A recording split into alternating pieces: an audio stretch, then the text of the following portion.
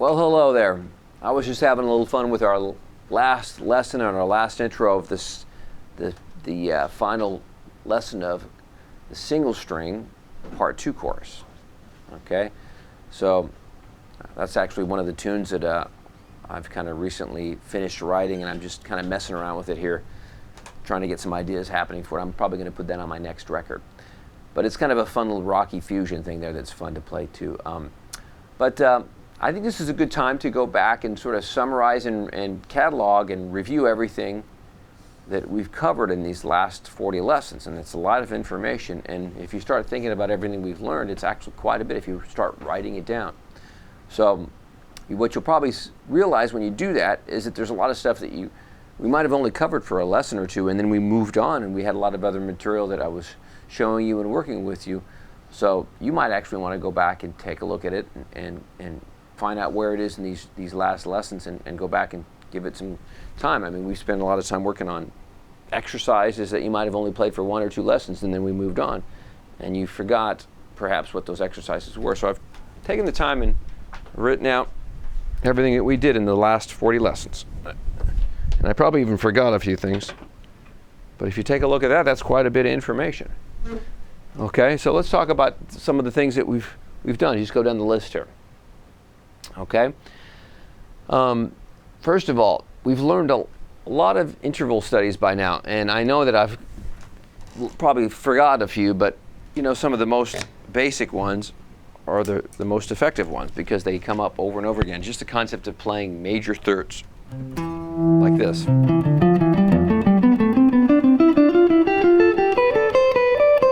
I wanted to make sure that you did that in every scale pattern.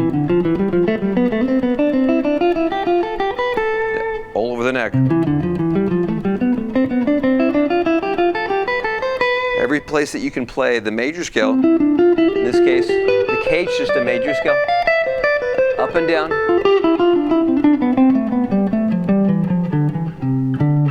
Right? You're going to want to practice this major scale sequence. So there's 5 major scale positions. So there's 5 positions. You want to do this major scale sequence. Okay, so we cover that for a lot of the lessons and use it as a warm-up. Now we also did that with fourth intervals too. You might remember these ones.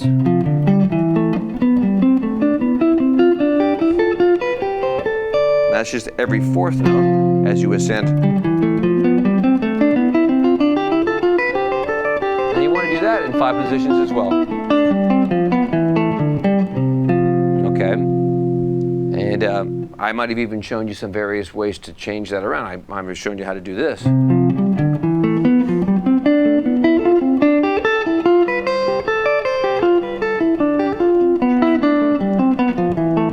And all that is just turning around every other set of intervals.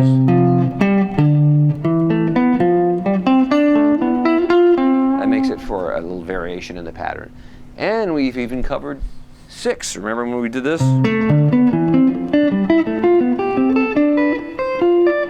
A wider interval. And I've suggested that you do that as well in different positions. Because every position holds its unique challenges for the fingers to move. So that's pattern, that's the A shape of C major, and here's the E shape of C major, and they have their own unique challenges there. We also showed you some sequences that went like this: 1, 2, 3, 4, and then up the neck from the next degree, 2, 3, 4, 5, 3, 4, 5, 6, and so on, and that's called a group of 4.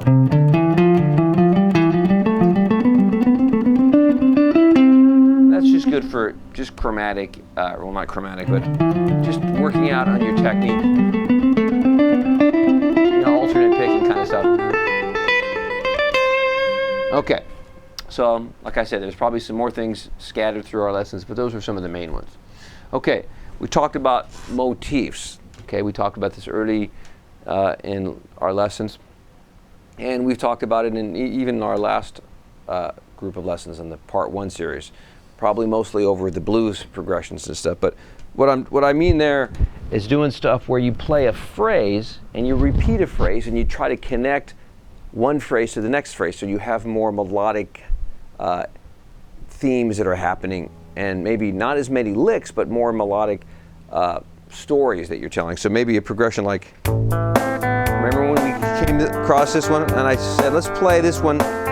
Maybe this could be an example of how to use themes.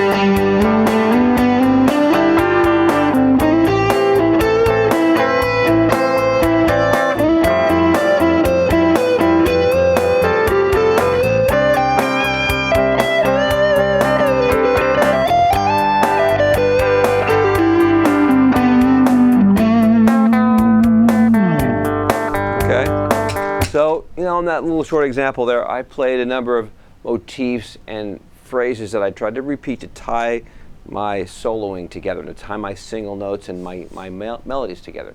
So that's a small nugget of what we covered right there. Okay, call and response phrasing sort of ties into what that relates to. The idea of playing something and then following it back with the response to the first thing that you played, and then developing ideas from that. Okay, so we talked about that. Seventh arpeggios. This was a big one. We learned 3 different chord qualities of seventh chords: major seventh, dominant seventh, minor seventh, and that's a big one right there.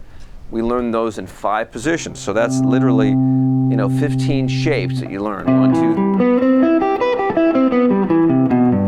Right, that's one position of C major, but you learn that position, you learn this one, and you learn this one. Right, that's 5 shapes right there. Now we also did that with dominant chords.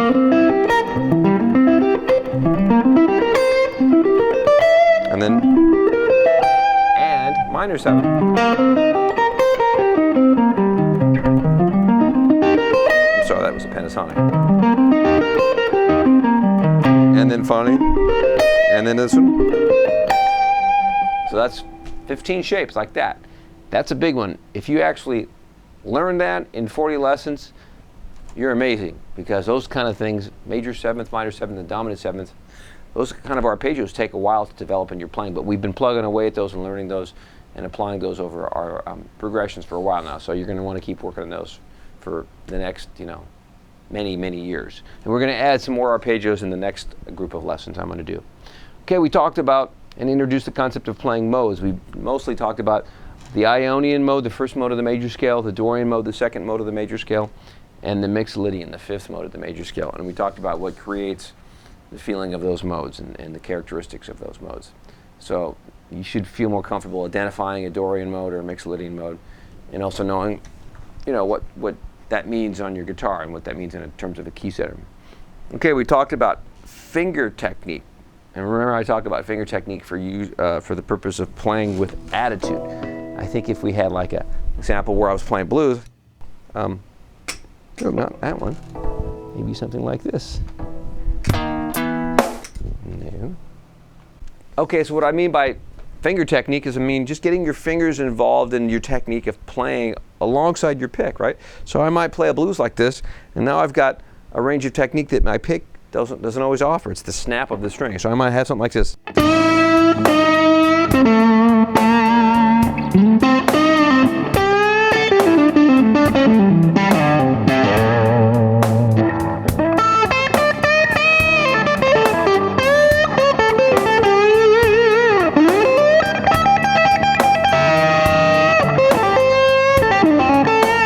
That pick right there. We don't even need that damn thing.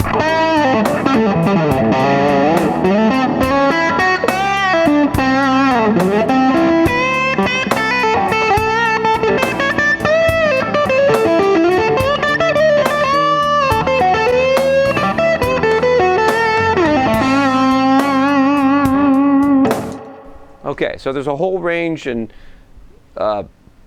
variety of techniques you can use out of your fingers there. So let's not forget about that. And of course, that's not even talking about rhythm guitar and stuff, there's a lot of things we'll talk about with our rhythm guitar technique in our next group of lessons, and that's going to involve our fingers too. Okay. Diatonic arp sequence. This is another type of sequence that we covered, and this was more or less for building technique, and it sounds like this if you recall.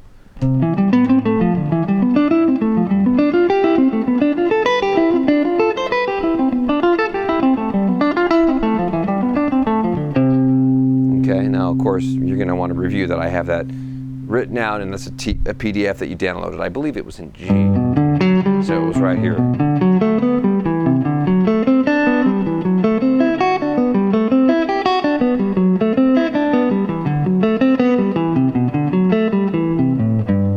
So that's a very good technique builder, and it gives you facility with those arpeggios.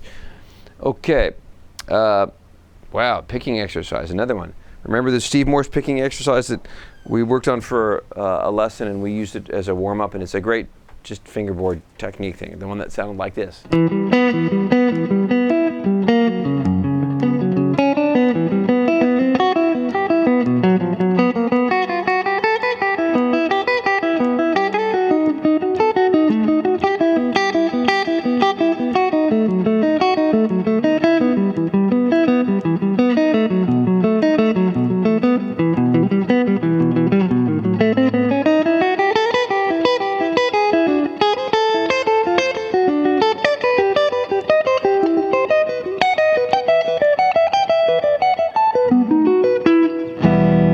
Okay, I just went through it real quick there, but that's what it sounded like, and we worked on that, and hopefully that was something that you memorized so that you can use that anytime you want to warm up your technique.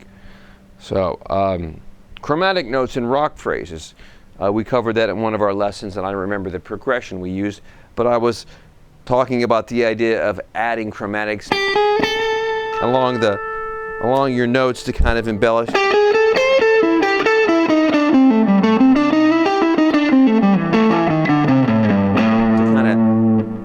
Add other notes between the pentatonic scale. So we talked about that, and that was a cool lesson. Okay, now after we got past that, we went into some more jazz styles, and we started talking about connecting our arpeggios here that we learned in a very common chord progression in jazz called the 2-5-1. So we had a lot of progressions like this.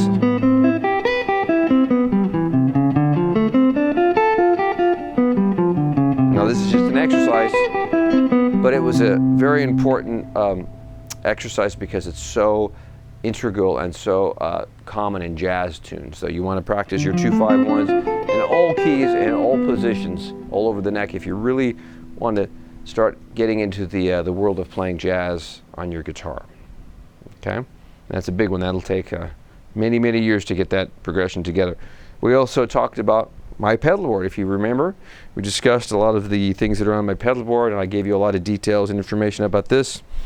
And who knows, maybe in another 6 months there might be some new pedals in there. But that's what we did for one of our lessons, and that was a lot of fun, and I'm sure you guys are interested in some of these things now.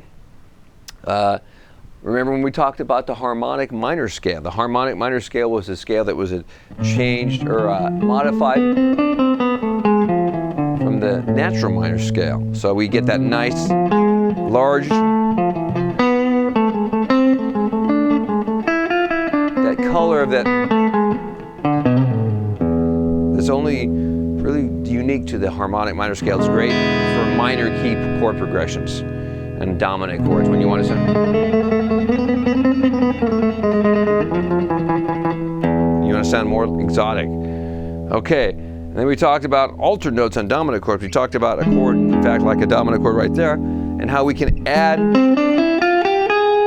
notes that give you the color of the altered sounds, like the sharp 9, the flat 9, the sharp 5, and the flat 5, around any dominant chord, because those dominant chords really oftentimes lead back into a 1 chord, major or minor. You know, either way, you're going to want to be able to, when you want to fancy up a melody, use the altered scale. So we talked about that and the altered notes on dominant chords. And then finally, on the last lesson, we talked really briefly, but about the idea of using double stops. In this case, double stops in thirds. I probably should have written that down, thirds. Okay?